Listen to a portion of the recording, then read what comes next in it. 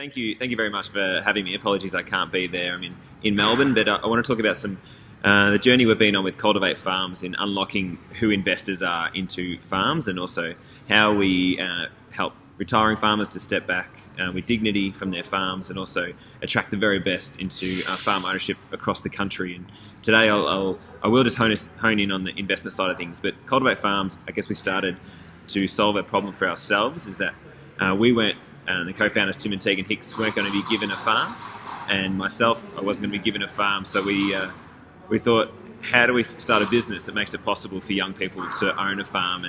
And so we started on this journey of Cultivate Farms, and we realised that farm ownership isn't possible for the next generation if you're not inheriting. But we realised through matchmaking, you can connect with people who can back you onto a farm and co-own it with you. And so we've realised we're just about connecting people. We're eFarmony. We're connecting the next best generation of aspiring farmers who want to own with investors and also retiring farmers. And the combinations and the machinations just vary from a case-to-case basis. But the reason why people transition ownership are many and varied, and the reason why people want to invest are many and varied.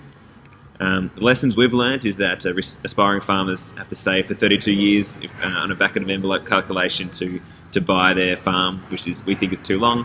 There's retiring farmers out there who don't realise that there are alternatives for their farm, and there are kids out there that aren't their own that they could farm with, and that there are investors out there who just want to buy farms but don't know how to, and we can make it easy for them to do that. And also uncovering who investors are, and I'll unpack that in a second.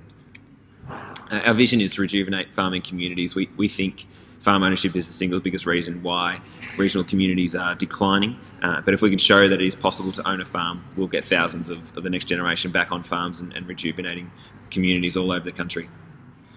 So just to give you one example of a retiring farm, and the rest I'm going to talk about investors, but there's one retiring farmer we matched, an older couple who don't want to leave the farm, their kids don't want it, and we put a promotion out there and we matched them with a young couple who absolutely love the farm, and they're going to earn their way into a multi-million-dollar property over the next 10, 20, 30 years, which is really exciting. And it's how simple this can be. It's about just connecting people who have shared values and a shared vision around a property, and for them to go and work out a solution between themselves. We have 24 farms available on our website right now, with retiring farmers wanting to step back and share ownership in some way, which is really exciting. So you can check that out on our farms tab on our website, and we're talking to retiring farmers all the time about ownership opportunities and sharing their farm. But what I want to talk about is investing into the best next generation farmers, and a few ideas we've got and a few runs on the board. But we ran this program in late 2017 called Cultivate, and we think it's a world first, where we had 13 farmers we incubated over 6 months, and they pulled a farm proposal together, and at the end of it we sat around a table with an investor and picked out the best opportunity. And that farm was this free-range pig farm in this picture. So Mark and Claire Coates with their kids are now on a free-range pig farm, co-owning a farm with an investor, and have a pathway to owning and earning in more for that farm. We think it's absolutely amazing, and what an inspiration for the next generation, that there are investors out there willing to back them. And apologies for that background noise, it was quieter here a little bit before. And we're running another program in early 2020, Cultivate 2.0. We'll incubate 10 farmers, again over 6 months, and one farmer is going to be backed by investors, which we just think is so powerful. I've never heard of a program like this, but hopefully it starts sparking the next generation into action to follow their farm ownership dreams, to stick around, to not move to the bush, but to know that if they're good enough, they can be backed by people willing to invest into them. We're doing a lot of work redefining who farm investors are, and a lot of that is around unlocking locals to invest into farms, and to stop complaining that young people don't want to live in their community, and say, you've got money in your bank, you've sold your farm, you're trying to figure out the share market. Stop doing that. Start figuring out how to back next generation farmers onto farms. So when we think about investors, most people think about wealthy individuals from the cities, which we're definitely working with, but we want to start unpacking how we get wealthy farmers to invest and co-own with next generation farmers, how we think about farmers wanting to expand, how they can invest with next generation farmers, how retiring farmers can see when they step back that they're actually co-owning with next generation farmers as well. Retired farmers, as I talked about, who have money in the bank, how can they be investing so they can track the centre half forward or the goalkeeper back to their community, and stop complaining that the young people are leaving.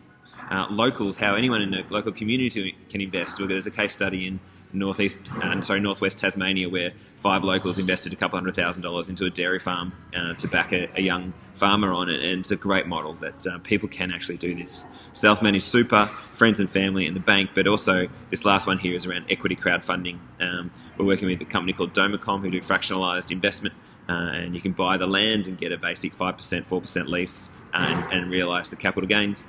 But also you get to, again, from our program, work with a retiring farmer stepping back who's selling some equity and helping a young couple or a young farmer to own and buy in over time as well. We have investors coming to us wanting to farm. They don't know how to farm, and they want to back a young farmer who does, but they've never known that it's possible until we started promoting something, a lot of what we're doing. So we're trying to unlock people to come forward as investors into farms, which we think is really exciting, and making the pool bigger for people and opportunities across the country. So where we're heading, this is my last slide, is that we will have, and we are, I think we've got the biggest network of next generation farmers in Australia, and we want to grow that ongoing and have a really big influence in inspiring the next generation of farmers and the best top quality farmers coming through. We want to keep retiring farmers in the deal. So we don't want farmers to sell and walk away. We want them to retain equity and retain their connection and the knowledge on that farm, which we think is so powerful to regional communities. And we want to encourage more people to invest into farms, open it up, crowdfunding, fractionalised investment, equity deals, putting a bit of money into leverage, that sort of thing is what we're focused on. I'll leave it there. Okay. I've got a question straight up for Sam, and then you've got a question from our local member as well. Comment. A lot this morning we've been talking about sort of the one barrier or barrier that exists to successful investment. So interested in your thoughts on what, in your experience, has been that barrier to successful investment, and then also what's that one constant theme you see where it has been successful?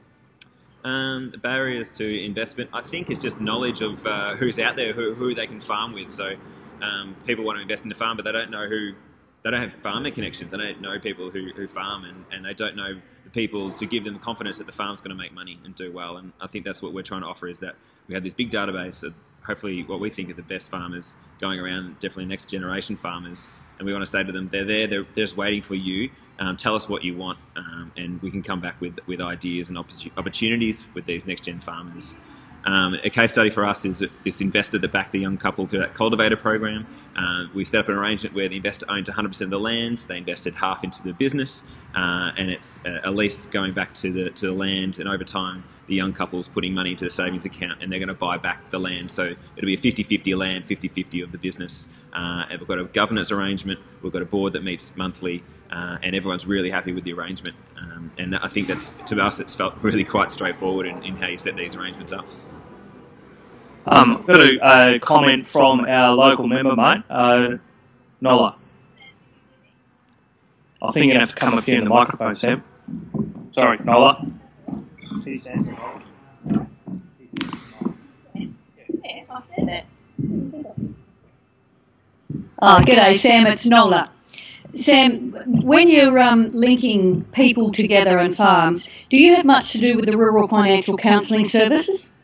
I've got one connection. I've been trying to. I was hoping there was a coordinated way to deal with them all, but there isn't. So I've got one connection in Northeast Victoria, and I'd love to have connections through them all and talk to those farmers who. Because when you're looking at linking people up, often there are farmers who are in the position you're talking about that are dealing with the Rural Financial Counselling Service for a range of reasons.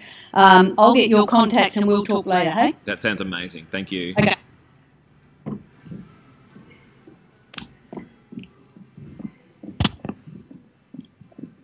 After that, are there any more questions for Sam? Sam,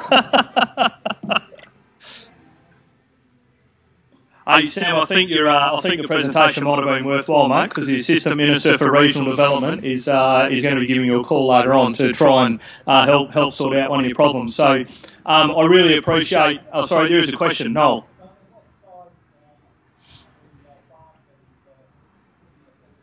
The question is, mate, what size are the farms that you're doing the matches for? At the moment, they're not as big as what we want to get to, so relatively small farms. But I think it's because the farmers we're dealing with are organic and regenerative, so they have that sort of community-minded attitude for some reason, I think. But that farm we matched with the Hockings was 3,500 acres.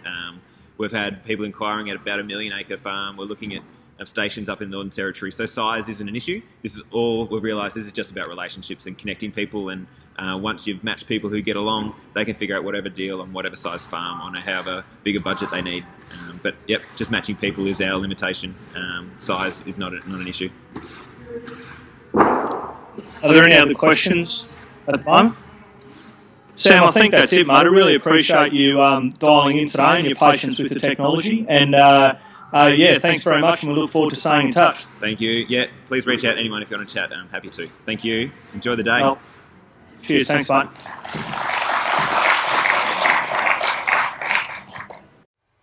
Thank you for your attention and for watching this video. Click here or somewhere to watch more of our videos. If you're new here, please do subscribe. We want more of your attention. We want to get you inspired to get onto your farm. Let's get you farming.